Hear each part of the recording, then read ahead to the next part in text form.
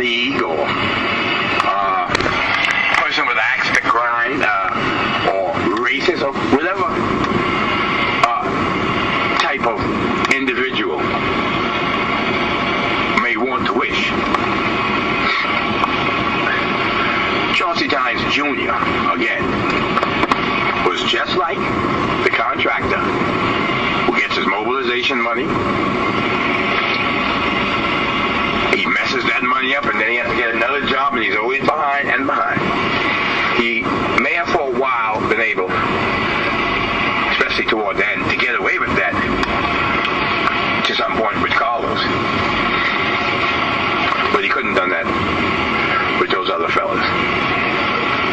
So I'm hoping that someone would see the rationality of the other view, which is my view. My view is laced with statements. Why John Marquis himself would decide to go the route that he went with Chauncey Tynes Jr. just to make the article more about Sir Lyndon Penland and his rule and everything. Why he chose to do that, I don't know, and it's not important to me. But I will say this, and I say this emphatically. I would never believe and could never believe that Chauncey Jr. had the type of relationship that he claims, or that was reported that he had with Sir Lyndon Penland. And I say that based on the fact that my father had a very close relationship with Sir Lyndon. Now, that does not mean that I know everybody who came through Sir Lyndon's life.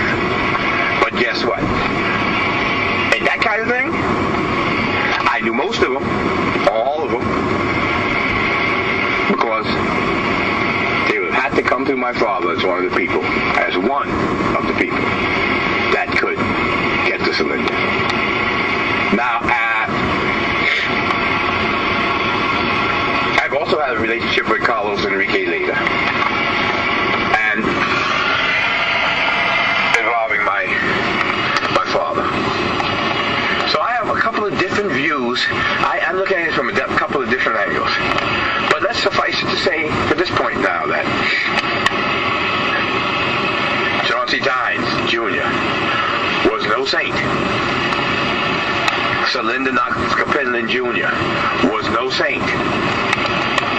Carlos Enrique Leda Rivas is no saint. Okay?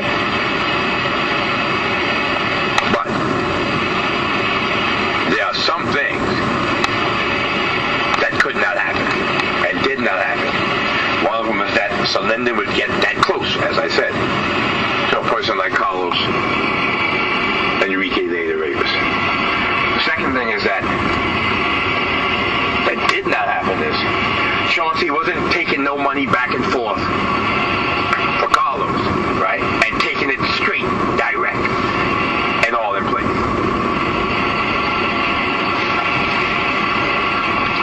And Carlos himself is paying the price for that period of time. And in fact, he really is paying the price. He was the first one to pay the price. And I guess to look at it though, he's not dead. He's still alive. So I hope that, this would suffice to say enough to let everyone know that, yes, okay, fine, it was an interesting article.